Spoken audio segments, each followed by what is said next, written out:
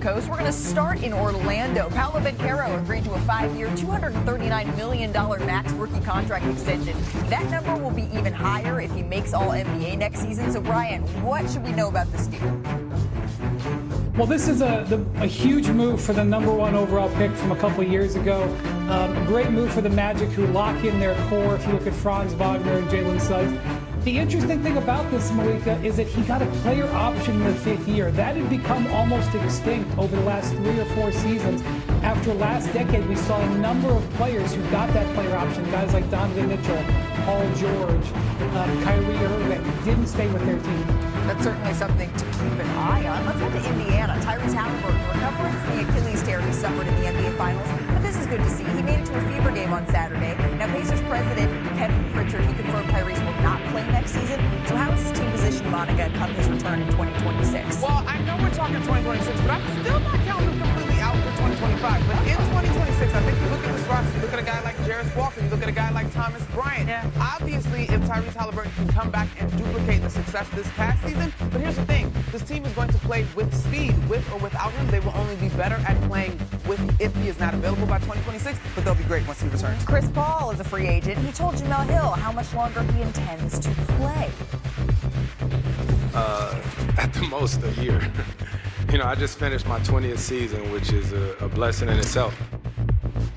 All right, so at the most a year, that means, do you believe this is it? Is that what he's saying? I think this is it, and I think he will find a home. It's going to come, later than other free agents here. But last week on this show, I talked about I thought the Phoenix Suns would be the most likely landing place for him. I'm going to expand that or maybe amend it and say I think the Los Angeles Clippers make a lot of sense for him now. Now that they've traded Norman Powell, they need an extra reinforcement in the backcourt. And Bradley Beal's out there, but why not have both? Bradley Beal and Chris Paul. All right, we'll definitely be keeping an eye on the Clippers. Elsewhere in Los Angeles, the Lakers added a much-needed big, DeAndre Ayton. He cleared waivers, signed a 2-year deal. Ayton is expected to speak to reporters for the first time as a member of the Lakers this afternoon. But in a statement released by Lakers PR, Rob Pelinka, he said, quote, DeAndre's size, his mobility, athleticism will both allow paint scoring and paint protection. DeAndre's playoff experience as a starter on an NBA Finals team will also align with our ultimate Lakers championship aspirations. So again, we're going to be hearing from DeAndre Ayton a little bit later this afternoon. But Brian, how do you feel about his fit, just looking at this current Lakers roster?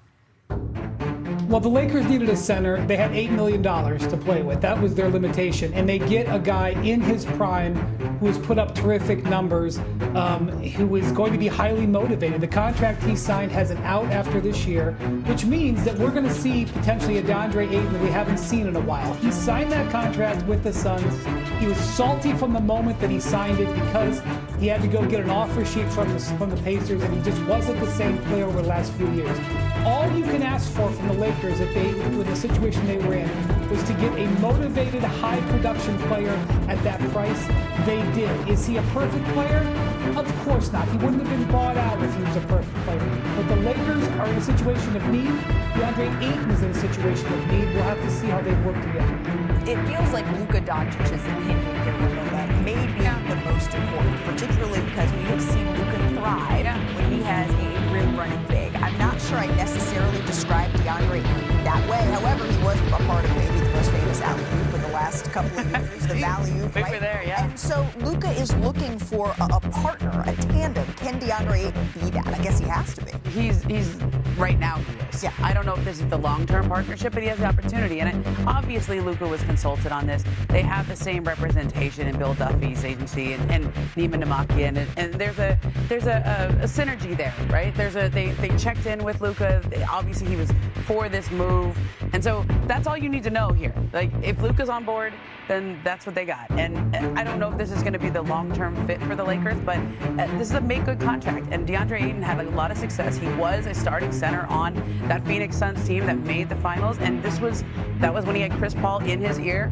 when he had Devin Booker in his other ear, and he was in a very structured environment with Monty Williams as the head coach. Well, Luka's on one ear, LeBron's on the other ear, JJ Redick will be in his ear. I think this is a good environment for him to succeed, and on that make-good kind of contract. I think you're right in all of You don't sound as convinced. Well, we have talked ad nauseum, and I often have disagreed with the way that Luka has been discussed in terms of needing to turn over the leaf as far as his conditioning and taking it to the next level. DeAndre Ayton's got to be able to respond here. But here's what I think is beautiful about this for him.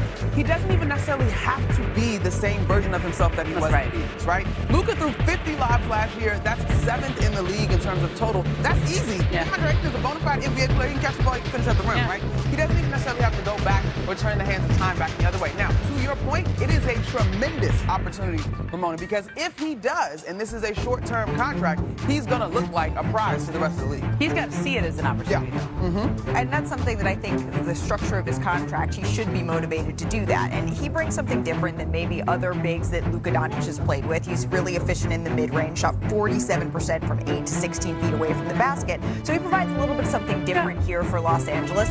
They need this to work.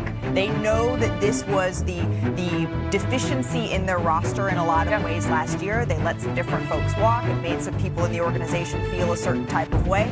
They need this to work. DeAndre Ayton needs this to work, and that tends to be the type of partnership that could be fruitful. Again, DeAndre Ayton for the NBA. Indeed, Brian, what's your biggest takeaway when you're looking at this 3-team deal? Well, the reason Kevin said that, just so you know, is because he had to be included in this deal for salary purposes. Right. And the Heat are thrilled with what they got in this deal. They had been looking for a way to upgrade the talent on their roster and to be able to basically get John Collins from the Jazz and then flip him to the Clippers for Norm Powell. That is a big upgrade to their backcourt. Norm Powell is coming off of a career season. His steady improvement in the mid part of his career has been terrific.